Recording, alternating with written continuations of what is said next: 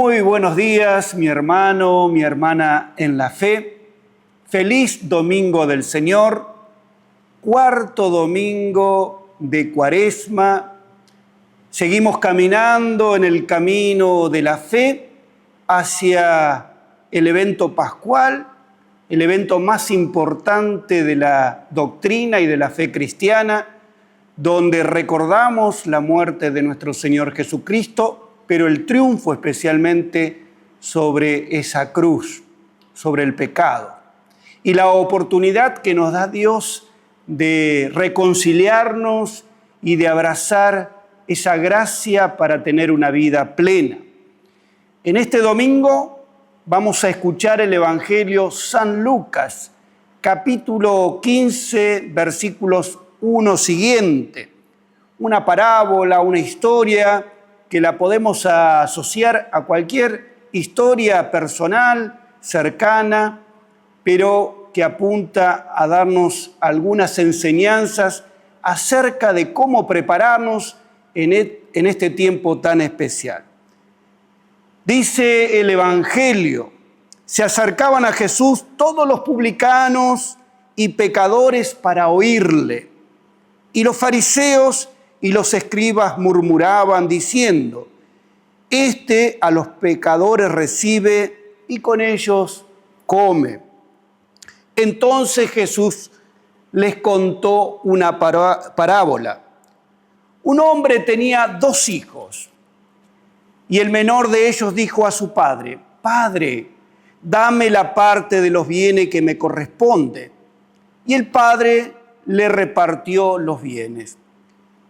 No muchos días después, juntándolo todo, el hijo menor se fue lejos a una provincia apartada y allí desperdició sus bienes viviendo perdidamente. Y cuando todo lo hubo malgastado, vino una gran hambre en aquella provincia y comenzó a faltarle. Y fue y se arrimó a uno de los ciudadanos de aquella tierra, el cual le envió a su hacienda para que apacentase los cerdos. Y deseaba llenar su vientre de las algarrobas que comían los cerdos, pero nadie le daba. Y volviendo en sí dijo: ¿cuántos jornaleros en casa de mi padre tienen abundancia de pan y yo aquí perezco de hambre? Me levantaré, iré a mi padre y le diré: Padre, he pecado contra el cielo y contra ti. Ya no soy digno de ser llamado tu hijo. Hazme como a uno de tus jornaleros. Y levantándose vino a su padre, y cuando aún estaba lejos, lo vio su padre y fue movido a misericordia, y corrió y se echó sobre su cuello y le besó. Y el hijo le dijo: Padre, he pecado contra el cielo y contra ti. Ya no soy digno de ser llamado tu hijo. Pero el padre dijo a sus siervos: sacad el mejor vestido y vestidle, y poned un anillo en su mano y calzado en sus pies. Y traed el becerro gordo y matadlo, y comamos y hagamos fiesta, porque este mi hijo muerto era y ha revivido, se había perdido y es hallado. Y comenzaron a regocijarse en la casa. Y su hijo mayor estaba en el campo, y cuando vino y llegó cerca de la casa, oyó la música y las danzas, y llamando a uno de los criados le preguntó qué era aquello que pasaba. Él le dijo: tu hermano ha venido y tu padre ha hecho matar el becerro gordo por haberle recibido bueno y sano. Entonces se enojó y no quería entrar. Salió por tanto su padre y le rogaba que entrase. Mas él respondiendo dijo al padre: he aquí tantos años te sirvo, no habiéndote desobedecido jamás, y nunca me has dado ni un cabrito para gozarme con mis amigos. Pero cuando vino este tu hijo, que ha consumido tus bienes con rameras, has hecho matar para él el becerro gordo. Él entonces le dijo: Hijo, tú siempre estás conmigo y todas mis cosas son tuyas. Mas era necesario hacer fiesta y regocijarnos, porque este tu hermano era muerto y ha revivido, se había perdido y lo hemos encontrado. Palabra del Señor. Amén. Una historia muy conocida. Algunos la llaman el hijo pródigo, el hijo rebelde.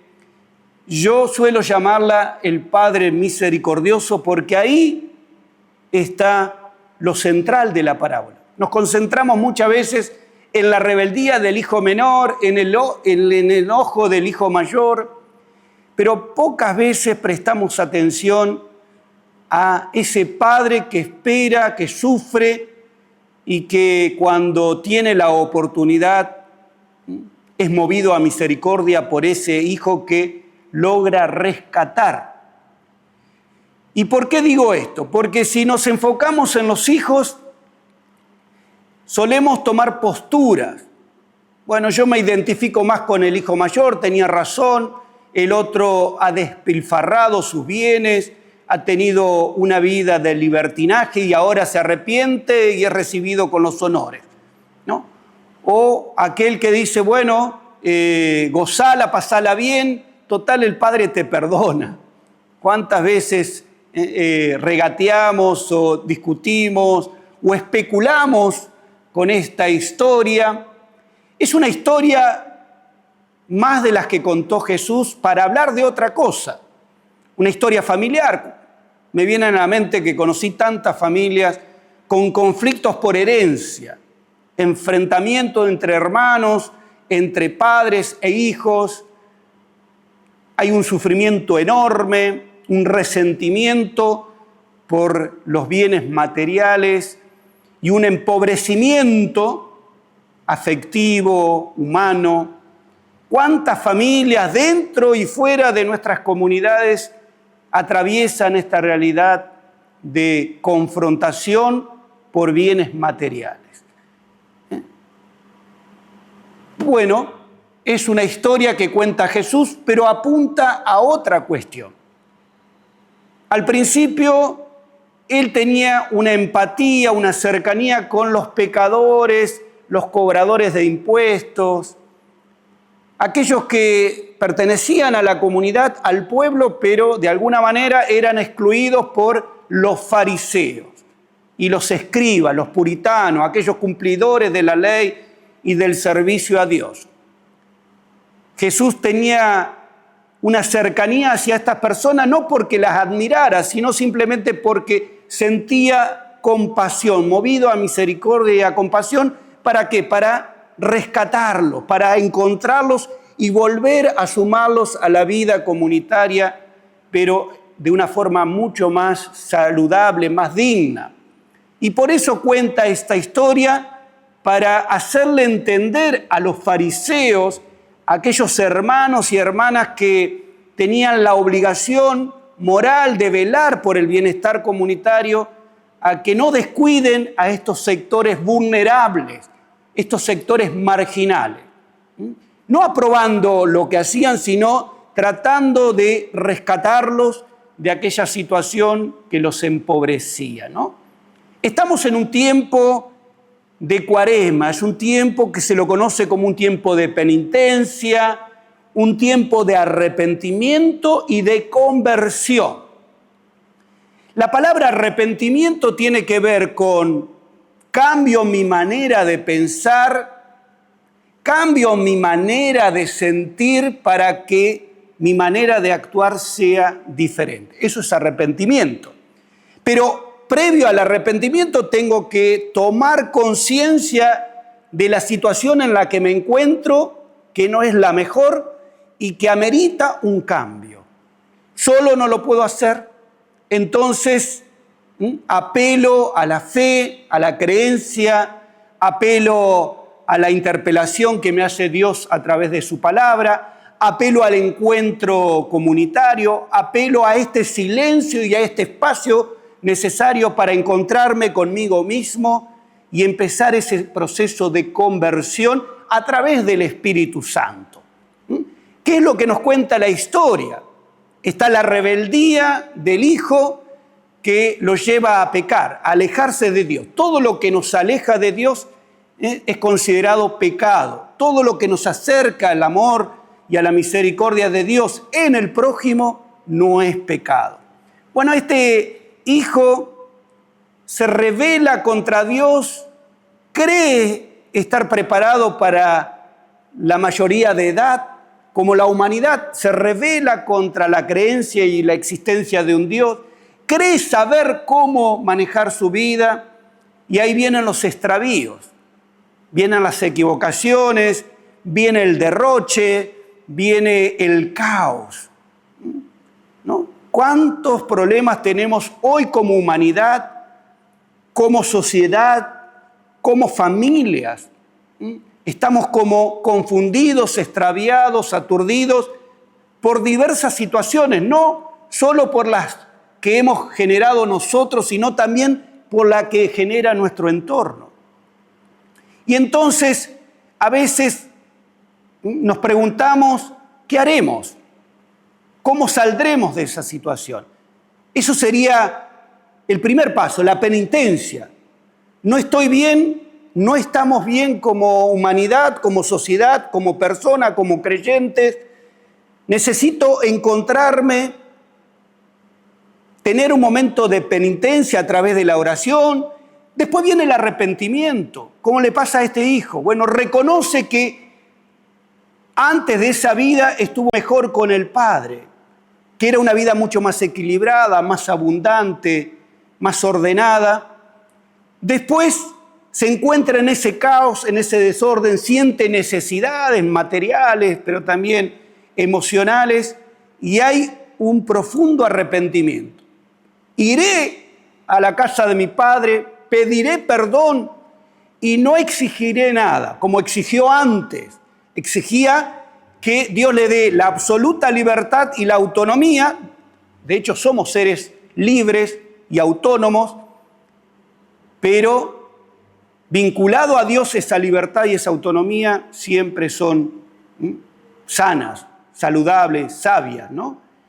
Y hace este proceso. Y él vuelve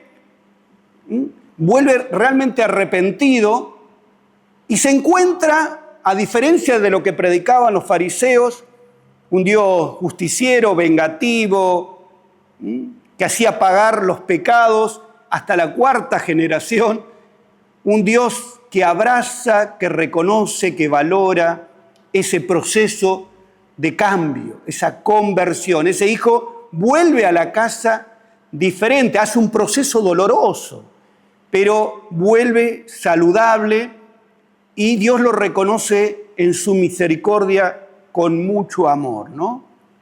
Qué interesante, ¿no? Más allá de las equivocaciones que podamos tener y de los procesos que nos toca vivir a cada uno en nuestra vida, sabernos amados, recibidos, valorados e integrados nuevamente, pero reconociendo que ha habido un cambio para bien en nosotros. Después de ese proceso doloroso de penitencia y de arrepentimiento. Y que estamos dispuestos a caminar en la vida, a pensar, a sentir y a actuar de maneras diferentes, saludables, necesariamente buena, justa, no solo para recobrar nuestro bienestar, sino para generar un bienestar comunitario.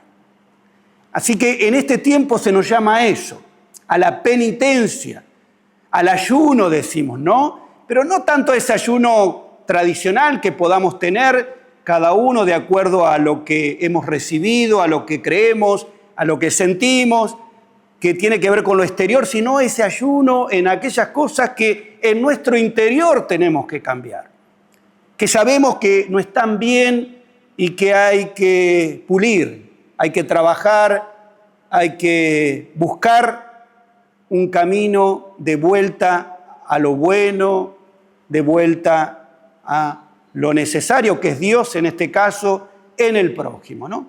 Y tenemos la actitud del hermano mayor, que es la actitud más farisaica, más justiciera, ¿no? Muchas veces estamos en esa actitud de, bueno, no reconocemos el proceso de conversión de una persona. No reconocemos o desconfiamos de ese proceso. Bueno, se equivocó, debe pagar por esas equivocaciones. Y no solo eso, ¿cuántas veces justificamos que esa desgracia que vive esa persona o esa comunidad o ese pueblo se la merece? Es castigo divino, es la purga por los pecados. Bueno, no es lo que nos enseña el Evangelio de Jesús, porque de por sí hay un sufrimiento, de por sí hay una humillación propia, pero también hay un cambio, y eso lo permite el amor. ¿Qué padre, más allá, o qué madre pide la condena de sus hijos cuando estos hijos se equivocan? Por ahí dejan que se equivoquen o exigen de esa equivocación un cambio. Pero si hay amor genuino, siempre van a encontrar un lugar de contención, de abrazo, de protección y de oportunidad.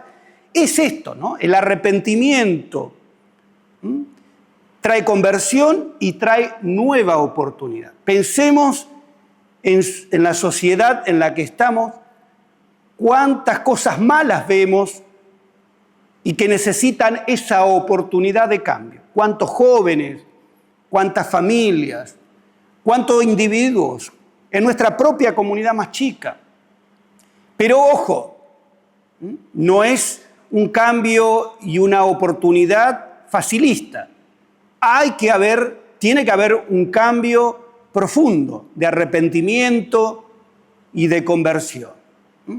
Y así vamos a encontrar un nuevo orden en la vida individual, comunitaria, social, para comenzar de nuevo. Pero tenemos que trabajar sobre nuestros propios prejuicios, por nuestros propios fariseísmos, diría yo, de excluir a quienes no coinciden o no se comportan de la manera que nosotros consideramos que se deben comportar.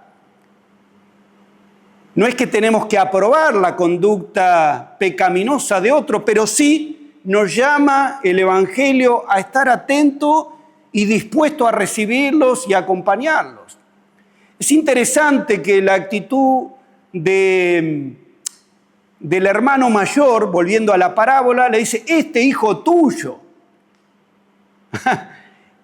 Reconoce que ese hijo descarriado, perdido, extraviado, es hijo de Dios. Reconoce que es humano, que es criatura. Primero tenemos que empezar por ahí. Son prójimos. Pero el padre le dice algo muy interesante. Tu hermano ha vuelto a nacer. Y ahí está la responsabilidad nuestra como sociedad, como familia y como comunidad. Son nuestros hermanos. ¿Cómo podemos brindarnos a estar dispuestos en ayudar a esas personas que se extravían en la vida y que tienen la posibilidad en sus procesos de volver a una vida mucho más digna? Tenemos que crear el terreno adecuado, el clima necesario para que eso se dé. No es tarea fácil, porque está la voluntad, está la libertad, está la autonomía, pero también está la oportunidad nuestra como creyentes e hijos e hijas de Dios, como iglesia, como sociedad, de no descartarlos, de no descartar a nadie. La iglesia no está para eso. La iglesia está para acompañar, para ayudar, para proteger, para orientar. En todo caso, el juicio es de Dios. Él determinará el momento, separará la cizaña del trigo, es voluntad y autonomía de Dios. En el mientras tanto nos está diciendo, este es tu hermano, es tu responsabilidad. Alégrate con aquel que vuelve, alégrate con aquel que cambia, alégrate con aquel que está dispuesto a recobrar la dignidad de su vida. Ayúdale en esa tarea, alégrate.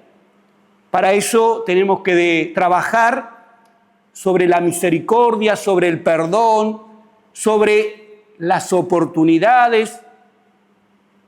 Una tarea nada fácil.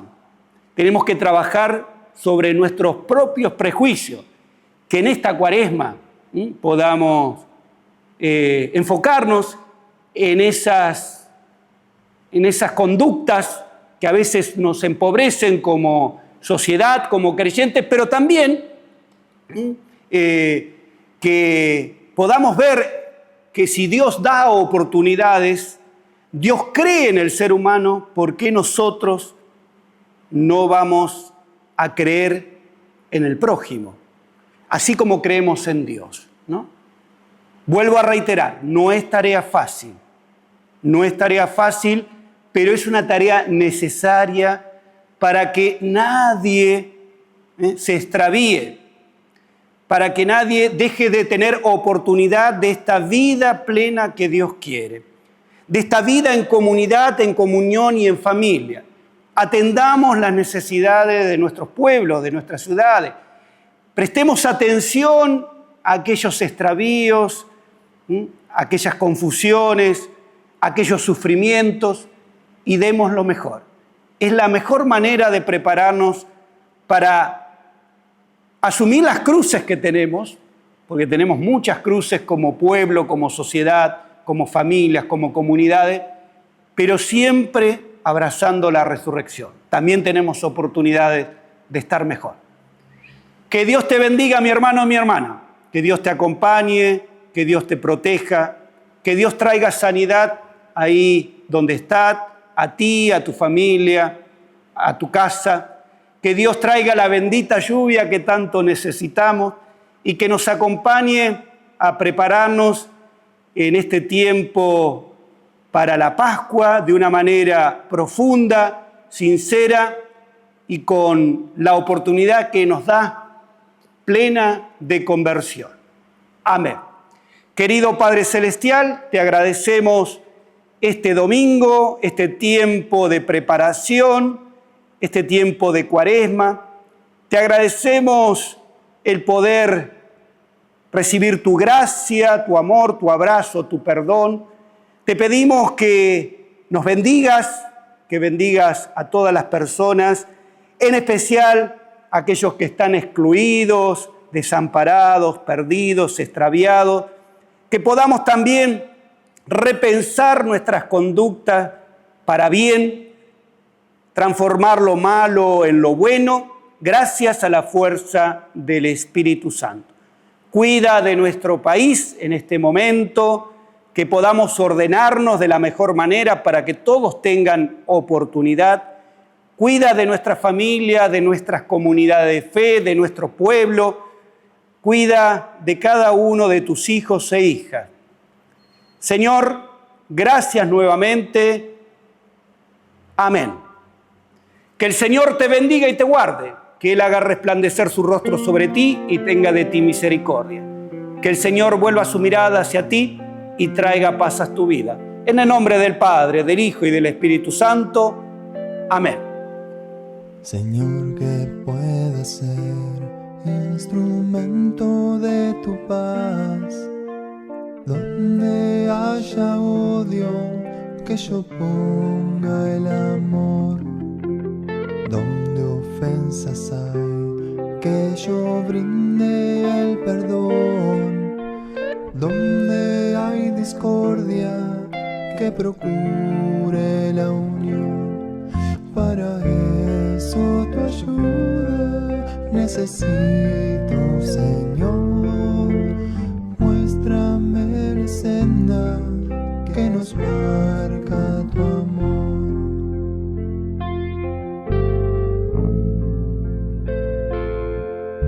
Si hay algún error, que yo ponga la verdad. Donde exista duda, que inculque la fe. Si hay desilusión, que yo hable de esperanza. Donde hay tinieblas, que encienda una luz para